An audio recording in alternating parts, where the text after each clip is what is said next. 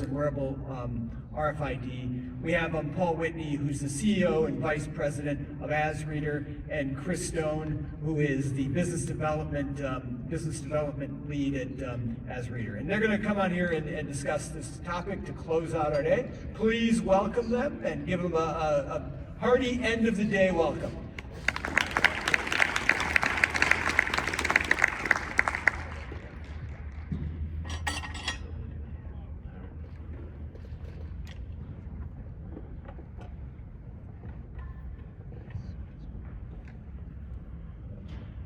All right, hello everyone. Thank you for sticking around for the last talk of the day. My name is Paul Whitney. As you mentioned, I'm Vice President and COO of AsReader Inc. We are a US-based company. Our parent company is located in Osaka, Japan. We're a wholly owned subsidiary. I've been with the company 9 years. We tend to focus on RFID and barcode, but really all things auto ID.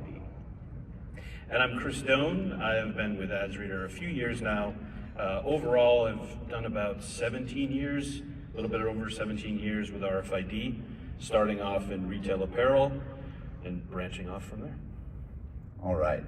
So today we're going to talk about something, as he said, a little different. We're going to talk about the use of wearable devices for the humans who are interacting with the robots and how that can, there we are, work to everyone's advantage. The whole point here is to speed things up and get them done more accurately. If you walk away with nothing else, the whole point of what we're bringing to the table here is how to get more accurate data and how to speed up the work and get it done better. Not replace humans, add to what they're doing, speed things up so they can work better together. So the road to automation requires good data. So I think even Denise was just talking about the subject. The idea is not to replace humans, it's to empower humans to be able to collaborate with robots. So pairing AMRs with empowered workers to collect that accurate data is one of the fastest ways to get to automation. Right. And on automation, as far as collecting data as quickly as possible and as accurately as possible, UHF RFID has shown over and over again it is the quickest, fastest, most easy way to get a ton of data very quickly. This, for example, can read over 1,100 tags a second at 40 feet away. That can't be matched with a barcode scanner or a human sitting there and picking them one at a time. But now, because of some of the limitations with RFID, I mean, Paul just pointed out 1,100 tags a second, 40 feet away, that's amazing, but what it doesn't give you is what is this specific tag. And until now, that's been near impossible. So with this new wave of wearable RFID, you can actually read what typically has been a long distance tag by simply touching it.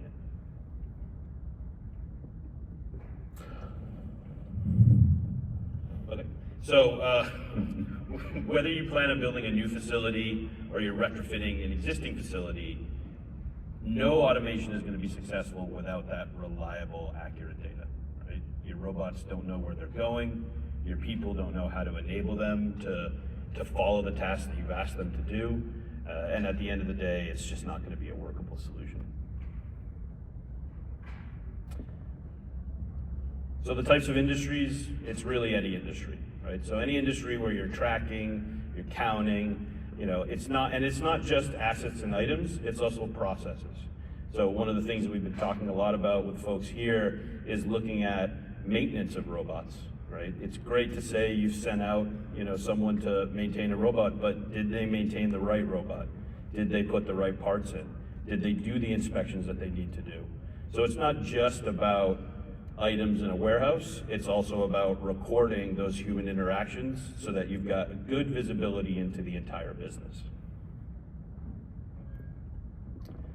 So, as we all know, I mean, it's in the name of the conference, right? So AMR is definitely one of the most effective ways to get to automation. You know, you're avoiding your retrofitting, you're avoiding, you know, massive outlays in physical infrastructure, right? So one of our partners, Locus Robotics, who unfortunately is not here, at the conference. We've been working with them, and so we're going to talk a little bit about their use case and specifically how we connect with them. One of the exciting things about theirs is it can actually be implemented within 4 weeks. That's pretty incredible that you could retrofit an existing warehouse in 4 weeks with AMRs. So yeah, this is a quick little video showing how they work. This is the automated fulfillment center at its best. Product and material move efficiently throughout the entire warehouse on any level. High volume, complex orders get out the door quickly and accurately, even during peak. Associates work collaboratively with autonomous mobile robots, increasing productivity while easing the labor gap. So let's talk a little bit about the Locus robot. All right, we won't go too deep into this, but basically you've got, you know, your autonomous, your sensors, all your motive functions, and then human interface, right? So that's one of the keys here. It's not just a robot going out and doing a task. It's a robot that is communicating and collaborating with those human workers. Okay, great. That's okay. Go ahead. So at the end of the day, and again, this goes back to what Denise was talking about, it really isn't about replacing the humans. It's about taking away those tasks that they don't find enjoyable and frankly aren't very good at. So I mentioned before, I started actually in retail apparel and specifically implementing RFID. I worked for this crazy little company that some of you may have heard of called American Apparel. If you have heard of them, it was as crazy as it sounded.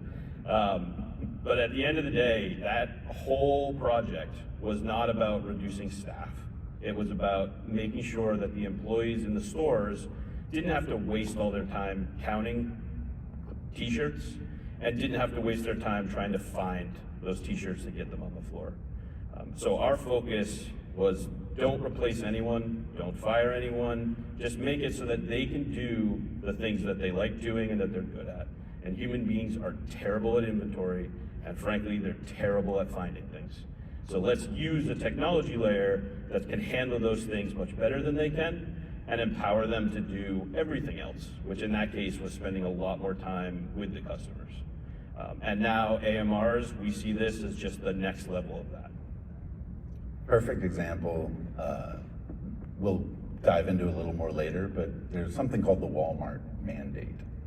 This is where Walmart required different sections of the store to be all tagged with RFID. And something that they did that speaks just exactly to what Kris was talking about is they gamified it. So they started with tires. They started putting RFID tags in all tires, and one of the jobs that people had to do every day was to inventory the tires for 2 hours with barcodes. They would turn the back to the customer, start counting things, and then a customer would interrupt them. They'd lose count, they'd double count, they'd skip things. They hated it. Once they put RFID tags on all those, they were able to walk up and finish it in 10 minutes. They gamified it by actually using programmers from Las Vegas casino backgrounds. And in 10 minutes, not only do they finish it, but if they get interrupted, there's no chance of counting the same tag twice because they're all unique. With RFID tags, you can count the same tag over and over and over. It won't count it. It's still just one tag. With barcodes, if you accidentally scan it twice, now you count it two. So yeah, it's exactly what he's talking about, where we're not replacing anybody, we're letting people do things they're good at, and we're just increasing the productivity and happiness throughout the whole process. Well, and again, it's also about those nuanced tasks that a human being is going to be better at, right? So building that collaboration means you can have very focused autonomous robots that are relying on humans that are able to do some of those tasks that don't quite make sense to try to automate. So again, looking at the Locus Robotics use case, the way that they would do an implementation, you're going to optimize your orders in your warehouse management system. A robot will get inducted, so the process will start. They'll put whatever the packaging is that needs to go on there. It could be shelves, it could be, in this case, some cardboard boxes. The Locus bot will then optimize where it needs to go in that warehouse, And what's interesting here is the major change is that the humans don't have to move around the facility, right? So now as a worker, I can have one small section, and when a robot comes up to me, it can tell me what do I need. So at step 4, it tells me what item I need to put in the tote. I can go and grab that item and place it in the tote, and once that's done, the robot will travel to the next worker, right? So again, people don't like walking around a facility, let's face it, right? So let them specialize, let them focus on that one small area, and let the robot do the work that, is much more efficient. And then at the end, obviously, once that picking process is done, the items can head off to the customer.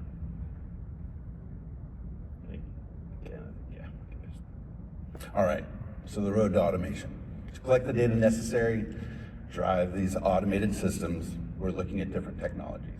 And I'm just gonna run through the barcode and RFID that we were talking about a moment ago. So everyone here is familiar with barcodes. We've got 1D and 2D. 1D is what most people think of when they go to a grocery store. 2D, most people think of a QR code. There's actually over 100 different symbologies out there, but there's about 30 that are in regular use. So, RFID. There's 3 different bandwidths that are in common use. So we've got low frequency, high frequency, and ultra high frequency. So I'm gonna start with ultra high frequency. Most of you are used to something like an easy pass or a fast pass, the thing used to go in the carpool lane or to go through a toll road or to go over a bridge, et cetera. High frequency has the benefit of being able to be read at a distance. It also has the benefit of being able to read quite a few tags at once, as we mentioned earlier, over 1,000 tags a second in some situations. And let me just jump in. Oh, please. And they do use other bands as well for tolls. Oh, definitely. And like with an easy pass, it's not passive, it has a battery. So that's part of why it can get that longer range. Although somehow Texas does it without a battery, so good for Texas. Definitely. And we're going to talk about different ranges of that too. So on the ultra high is what we were talking about a second ago. High frequency, you're all used to like hotel key cards, NFC payments that you do with your phones, things like that. That's high frequency. NFC is a subset of that. And then low frequency. If you have a pet and you've chipped your pet, you probably put a low frequency chip inside their kind of shoulder blade area. Why low frequency for that? Because it's less susceptible to liquids. Ultra high frequency will be absorbed by the liquid and it has a hard time traveling, whereas with low frequency you're able to get through that small layer of liquid, but nonetheless. And so it's often used for that, but it's very, very short range. You cannot read that at a distance. So those are the 3 main groups that most users would familiarize themselves with. So I want to talk really briefly about how that technology works. So what you see on the screen right now is an antenna with a chip in the middle. And simply put, an RFID reader is sending a radio wave to that tag. It's giving it enough power in that antenna to read the data on that chip in the middle and then bounce that data back to the reader. This is how you're able to do this without any batteries in it. So that's what we call a passive RFID tag. An active tag is one that has a battery and is broadcasting. But for the most part, and particularly with things like this Walmart mandate or what most people would be putting in a warehouse and that sort of thing, we're talking about a passive UHF tag. This also goes by the name RAIN RFID. And the other reason too, and you were talking about the different bandwidths. Yeah. A lot of like the security gates that you'll see at a retail location, for example, that's going to be using HF. It's not the only technology they use, but they use HF. One of the key differences is that with the ultra high frequency, you get more data, right? So when you go through the gates and it beeps, it doesn't know what set off the tag. It just knows that there's a tag, right? But with ultra high frequency, we can get that rich data that then can be used for, again, tracking and visibility. And we're reading them, over 1,000 tags a second. And as we said before, with a device like we have over there, up to 40 feet. When I first started, tags were around 13 cents a piece. And surprisingly, we had an ROI even tagging like socks and scrunchies in about a month and a half at that price point. By the time I left that company and moved on, we were down to about 11 cents, which was exciting because that was basically free money. And now you're looking at below 10 cents, and in some cases even below 5 cents. So, you know, some of the limitations out there, or the perceived limitation that RFID was just too expensive, you know, frankly, it wasn't true then, and it's significantly less true now. Definitely. And this Walmart mandate that I mentioned earlier is having ripple effects. So if I'm a manufacturer of fans, for example, and I sell fans through Home Depot and Lowe's and Target and Walmart, when Walmart forces me to put an RFID tag on everything that comes to their dock, I should mention, if a shipment arrives at a Walmart dock and it doesn't have the RFID tags, it's refused. That's the Walmart mandate.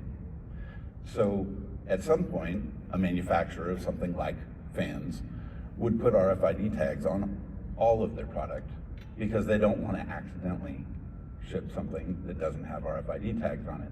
And then as time goes by, they start to realize, hey, wait a minute, Walmart must have had some reason to put these all on there. What's the benefit they're getting from this? And they start to look into the technology, and then it starts to move its way back through that manufacturing process. And they realize that they could start tagging this 5 steps behind, and now they get all that rich data that isn't possible to get any other way. And it's past Walmart too now, right? Like Dick's, Target, I mean Macy's, famously, all of those companies. And again, we're focused on retail here just because that's where RFID really had its first major wins. But this is being used in pharmaceuticals, aeronautics, it's huge in manufacturing. But the retail example is great because, you know, so many of you, I'm sure, are touching on the warehouse, the logistics side, just like the barcode. You know, the original barcode was designed for, what was it, juicy fruit or spearmint gum? Spearmint gum. And so what happens is, you know, retailers started seeing these barcodes showing up, and eventually it just made sense to start using them. So as these companies, because of, you know, these mandates that are coming out, right now, maybe you're not seeing items going through a warehouse that have RFID, but I promise you will soon. And it probably already is happening, frankly. So we have worked with companies, you know, again, like our partner Locus, where they have companies that have products that have RFID tags, and they won't move forward with projects until that human-robot collaboration can take advantage of those RFID tags. Exactly. So some of the differences really quick. Because, you know, some people do use barcode as a means to work with the robot as well on that collaboration. So with the barcode, obviously, as you all know, you need to see it. You can't have a barcode behind a cabinet and read it. That's impossible. But if an RFID tag is inside cardboard, on the other side of wood, plastic, the radio waves are going to penetrate and read right through. As long as it's not on the other side of metal or in the middle of a fish tank, you're going to be able to read that tag. Exactly. Barcodes, you're usually reading them just one at a time. Whereas RFID, obviously, you're reading many, many at a time. With identification on barcodes, you're looking at just a UPC, and like we said, you scan that twice, you tell the system that you've got 2 of them. Right. So because with RFID, again, I mentioned you can have that much more rich data, it's possible, and this is typically how it's employed, you have a unique identification for every item in the world, right? So instead of this pair of socks just having that barcode that equals every single pair of socks, instead, this RFID tag has a unique number that's in the billions of digits long, I think it's like 2-point-something billion, and there will never be collision, or I should say the chance of collision is so small that it's essentially never. And now that allows you to be able to track. And obviously with socks, maybe it's not as much of an issue, but say a medical device, I don't know, an airplane door, it'd be nice to know what the history of that item was, where it came from. And so that's why you're seeing RFID used in tons of industries, everything from cannabis to aeronautics to medicine. Livestock, et cetera, et cetera. Yeah.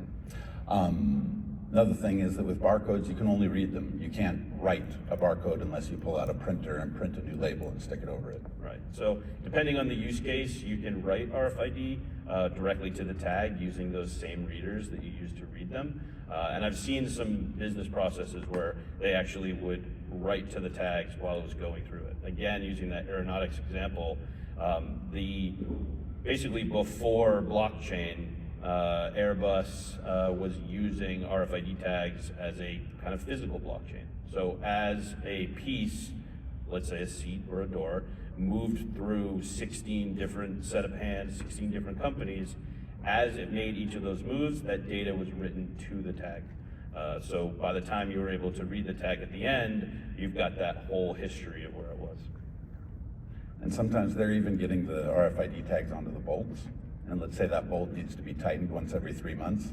They're checking to make sure that the technician actually touched that bolt, read the RFID tag, tightened it, and again, can write that data on there. And that's where it also connects into robotics for the maintenance that I mentioned before, right? Exactly. Is it the right part? If there's a failure of the part, where did that part come from? Where did it go?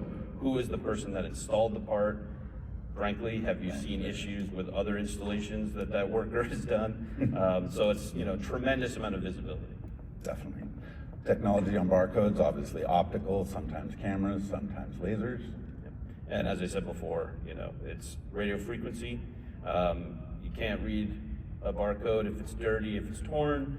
An RFID tag, in very rare cases, it can be mangled to the point that it can't be read, but honestly, most of the time it can. And again, unless you've dipped it in a glass of water or put it behind metal, which even with metal, it's useful, right? So in a warehouse where you've got pallets or cartons in multiple stages, the metal actually reflects the RF. So I can't read through a piece of metal, but reading into, say, a set of metal shelves, depending on the environment, can actually help me read more of those tags faster. Very true. This is really useful information that it took a lot of people years to figure out. Here's 2 little tricks that you may find interesting. One, that reader we were showing you earlier, normally rated at 40 feet. When we go into an airplane hangar and it's all metal, we're suddenly reading 70 feet with that same device because the signal is able to get pushed all the way there and back.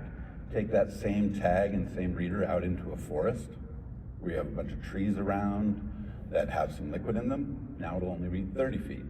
So the environment really matters. So if you're getting into RFID, please, please, please, don't believe any spec sheet you read. Take the device and your tags and into your environment and test them. It's the only way to know exactly what it's going to do. So, biggest challenge we've been talking about with RFID until now, anytime you go to read it, there's a chance you're going to accidentally read what's next to it. So I've got some socks, he's got some socks. If this was an RFID reader and I was trying to just read this one, the chances of picking up that one as well are very high, as you just heard. But no, and this is a great example too. If you can oh yeah, perfect. So these items on this shelves, it's all RFID, right? So you pull the trigger on that device, you're going to read all of them literally within seconds. 1,200 plus per second or 1,100 officially. So it's just not possible. And so when you're looking at like a picking process, for example, using a human picking items to put onto a robot, it gets to the point where RFID just isn't usable, right? So typically you'd have to do what we refer to as that last mile. You'd have to do that with barcode, right? But now, again, with these new wearable RFID readers, we actually can get it down to 2 centimeters. It's now a touch. So I can have 2 tags right next to each other, and I can read this individual tag and get that unique ID number. So it's simply a touch scan, and here's the beauty of that. So until now, when you went to pick something, there's a 2-step process. Even if you have a wearable barcode reader, such as this, you had to pick the item, scan it, and put it wherever it's supposed to go, right? Whether that be on an AMR, on the shelf, or what have you. It's a pick the item, find the barcode, and then put it there. With this wearable RFID, all you have to do is grab the item near the tag. As long as you do that, it's read it, so it's now one step. You grab it, it's already read. You don't have to grab it, read it, set it. It's just grab it, set it. What we found from 2 years of this being used in Japan is about a 50% reduction in labor. Pretty fabulous. It's been used a lot, especially by the government in Japan, and it only recently came to the US. This only got approved by the FDA, FCC a few months ago. So this is brand new technology no one's had before. I should also mention, wearable RFID has existed for years, but until now, it was reading everything around the hand. So again, you couldn't just pick one item without risking that you might read what was next to it, and so RFID would fail. With this, it's really hard to make a mistake. You'd have to try to touch 2 tags at once as you're going to grab something. So it's a big difference. And it's certainly true that a human, with one of those older, wireless, wearable devices, you're still going to get that collaboration, because that's going to be better certainly than, a fixed antenna attached to a robot trying to read a room. But again, it's, now we've gotten to the point where we can really get surgical. So, people outfitted with these now can collect the data, not just as they're doing something like a picking process, but again, as they're going through their normal business day, putting RFID tags on locations, putting RFID tags on tools, tags on parts, tags on really anything that you want that visibility into, can now really enable that human-robot interaction. The robotic system now has the data it needs to know what it needs to do, and the humans now have shortcutted some of that data collection. So, great example there. This human with the wearable, as she does that picking, she's told what to get by the robot, she grabs the item, she identifies it's the right item, puts it in the bin, touches the tag right there on the front of the bin, and now the system knows that this was picked, it was picked correctly, because that feedback was there, and that exactly where it is. And in the end, that gives you what? Actionable data, right? And this screen actually is an example of one of these systems. So now you have the data that you need. And again, it's not just about how to make the system work, it's also about how well the system works, right? So now you've got some really rich data about what's happening in your facility that you wouldn't get just with a robot. All right, so again, if you remember nothing else, road automation requires accurate, good data. And by empowering your employees, you retain that expertise that has been built up, but let them do the things that they're really good at, and then use robots to do the stuff that, frankly, they're not good at. And RFID definitely accepted as the fastest, most accurate way to count. Barcode inventories have notorious for under 70% accuracy. RFID is generally accepted to be 98%. And the data you want isn't just that mass amount of data. You want that targeted data. So again, that's where the wearables come in. And with this new device, you're able to do what we're talking about, where you can just pick the one and not have to be reading 1,000 per second. So thank you all for your time. Our contact info is right here, and we'll leave that screen up there and be happy to take any questions. All right, everybody, this is it, your last chance. I know it's always kind of a fool's errand to ask for questions in the very, oh wow, well, hand shot up. All right. I'm an idiot is clearly the answer to that question. I'm Kris Doane. I'm here from San Diego and Brain Corp, where we do AMRs for inventory scanning and floor care. I've heard for such a long time companies pushing back on RFID because of the cost of the tags. You pointed out, and we've known for a while, the costs have been dropping like crazy over the last decade, and I think that Walmart mandate is a nice validation. They pulled the trigger on it. So I'm curious, from what you've seen outside of the Walmart supply chain, and specifically the DC warehouse environment, what sort of adoption are you seeing? Is it jumping up? And for what use cases are the warehouses and DCs most compelled? Is it at the each's level, the cases, the pallets, totally separate use cases? What are the trends you're seeing? Yeah, great question, great question. So, The last Yeti of the day. There Oh, you go. well, all right. No TV, sorry. okay. Sorry, but somebody asked if these socks were a giveaway, so, but unfortunately, my daughter would be very upset if I gave away the Garfield socks. No, I think what we're seeing, and a great question, I think certainly what you're seeing now when you're talking about their own needs, it's really at that pallet, the case level, for sure.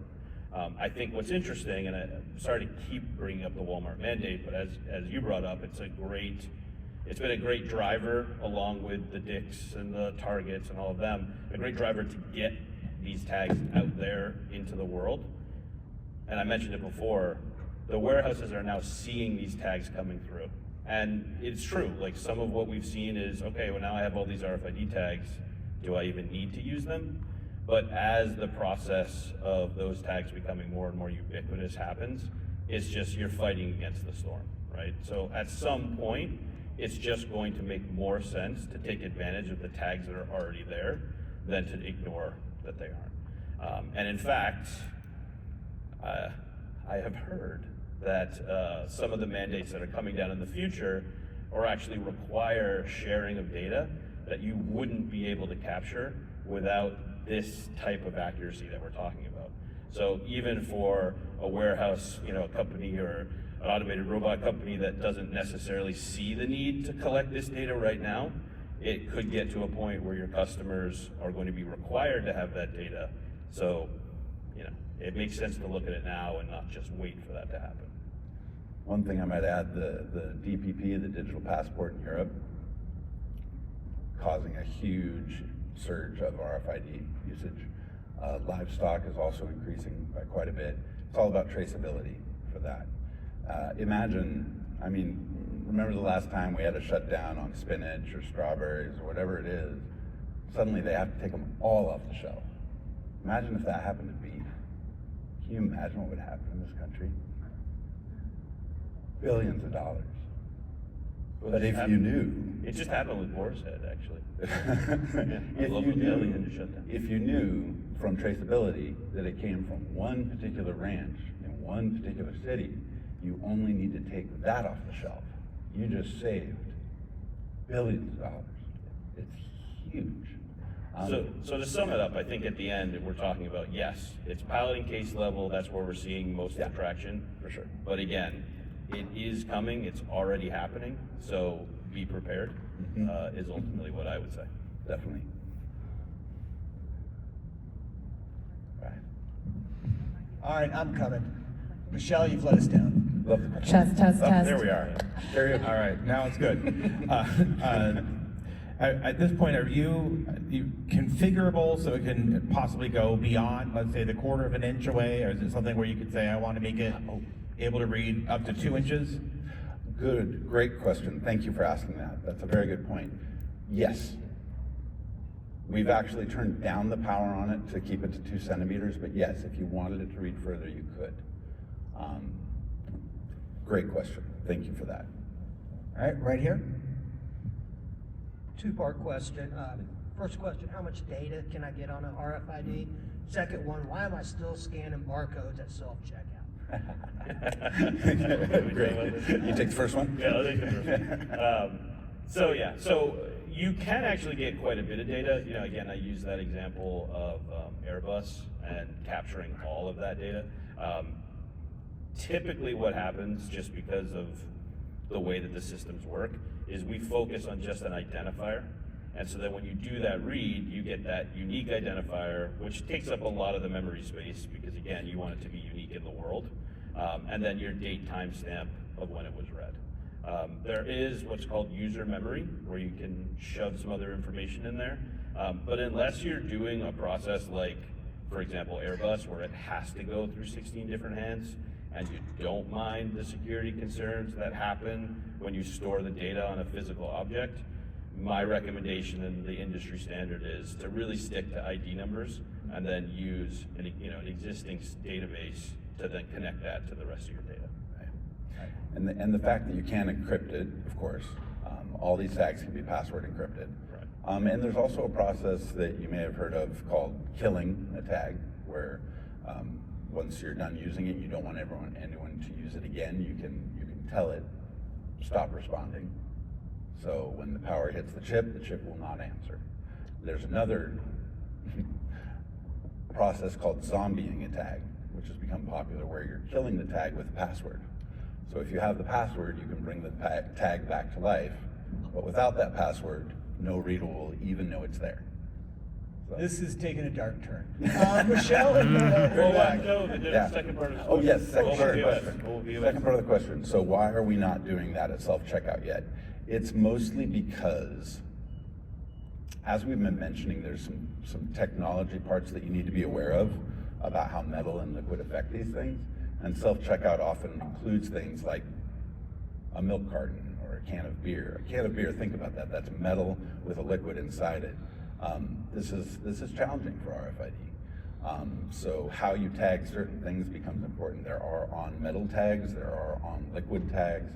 A lot of the high-end places like duty-free shoppers will put the RFID tags at the top of these expensive bottles in order to get away from the liquid. There's a lot of ways around it, but it's hard to get all the grocery stores to understand all that and tag properly.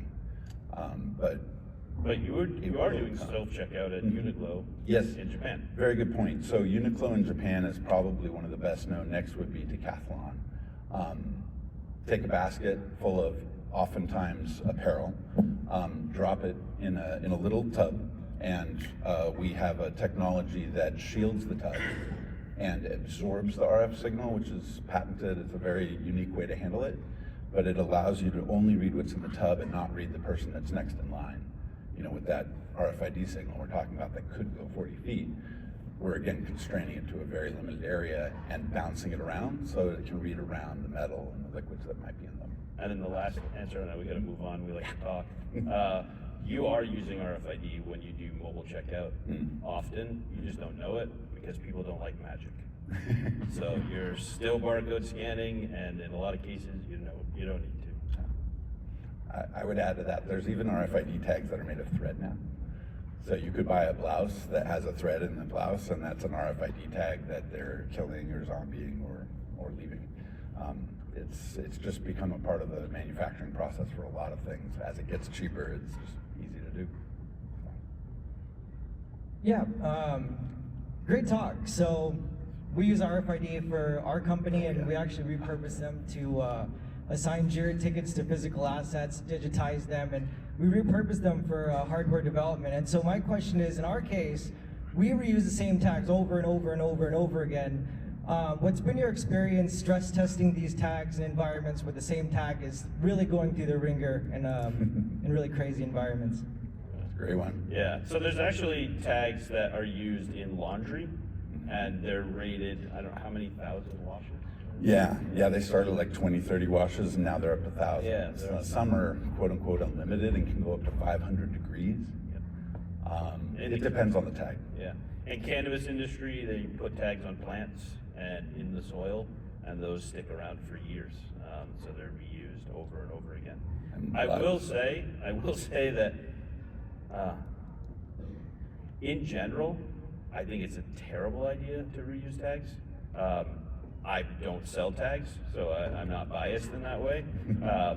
But the biggest issue with an RFID tag is I can't look at it and know what it's encoded with, right? So it's really, really easy in a process where you're reusing a tag for a human or even an automated system to accidentally not change the data on that tag, and then you really get some issues. I've actually had to do overnights at retail locations where we had to re-encode 50,000 tags because we couldn't tell which ones were encoded correctly or not. So if you're bringing in RFID and you have the ability to not reuse tags, please don't.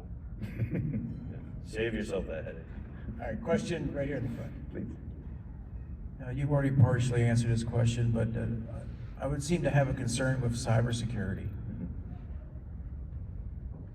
Encoding? Yeah, so the encoding and encryption is actually pretty good. I mean, I'll be honest. I'm skeptical personally, but it has nothing to do with this technology. I'm just skeptical of encryption in general. So the encryption that you see on the tags is, frankly, as strong as what you're going to see in data online. The question becomes, what is it about the data that we're concerned with, right? So I have no problem buying a pair of Nikes, knowing the fact that there's an RFID tag in the sole of the Nike. So if anyone's bought a Nike pair of shoes in the last few years, it is, well, Jay can tell us, but it's basically 100% chance that you're walking around with an RFID tag in your shoe. But the data that's on there is an ID number that's not connected to me at all in any system that a hacker, for example, would have access to. And in fact, there's a lot of data laws, especially in Europe, where you can't connect RFID data to a person even during like a temporary point of sale type transaction, right? And then there's Sarbanes-Oxley in the US, where again, you're not connecting that data. So again, the question is not about, are the tags secure? It's the database that tag is connected to, is that database secure, right? So in the end, that's just the number. The number doesn't mean anything unless you've hacked into that database. And luckily, that's not our business. So. Got Michelle in the back. Hi, Jack Miller from Argo Robotics. I have a quick question for you. So I'm aware of ultra-wideband and infrastructure-based RFID tracking for warehouses. Now I've heard of the wearable use case as well. Is there something in the middle that would mount to a forklift or a robot for like handling a pallet of cases that are RFID tagged, where they were picked and where they were dropped? Yeah, absolutely. Mm-hmm. Yeah, there are quite a few on the market. They're mountable to the forklift. A lot of times they go right in front of the tines. You can turn up and down the power depending on how far you want it to read. Like some do 2 pallets on the tines, so you want to turn it up farther for that. Something that people will do, a lot of this is about how you use this data, right? Especially because you're getting so much. A lot of folks will read it as it moves as a method of eliminating any stray tags. Because if I'm reading this pallet on this forklift right now, and there's a tagged item next to it, I might accidentally scan that, right? But if I continue scanning it as I move throughout the warehouse, now that tag's no longer there. Now, if I'm using any kind of logic, I know that that's not on the pallet. So the use of that comes really in handy. How you treat this data becomes actually really the main key. And I will say that idea of putting a reader on a forklift, I mean, that's been happening since the beginning of this renaissance of RFID. We often talked about putting it on a Roomba and having it just drive around the store. I really, really wanted to do that. And, some people are doing similar things now. Yeah, it's basically the same now, right? It's robots that using drones as well. Not to break the rules and sound too salesy, but I think one of the things that we've done in a lot of industries is work on creating custom solutions that make sense for where our customers are at and not just pushing products that we want to sell. So if you're looking for an industrial reader, something that can take a beating, that can go outdoors, can get really, really high temperatures, frankly, Zebra is going to give you probably the best reader on the market for that. But if you're looking for something that you might want to build into a robot or create some kind of unique solution that's specific to your product, you're going to want to look to a company like ours, can be a little bit more flexible and help work with you directly. Even if you don't get the business, I love talking about this stuff. So if you want to have a conversation about how to get RFID into your solution, I'll talk about that all day long. Sorry, Paul. Definitely. Yeah. We're here for you. Any last questions? All right, gentlemen, you were the hit of the day, I think, in terms of the number of questions. Even at the end of the day? Yeah, that's pretty impressive. I hope you all catch your flights in time. Thank you. Thanks, everyone. Paul and Kris, thank you. Thank you very much.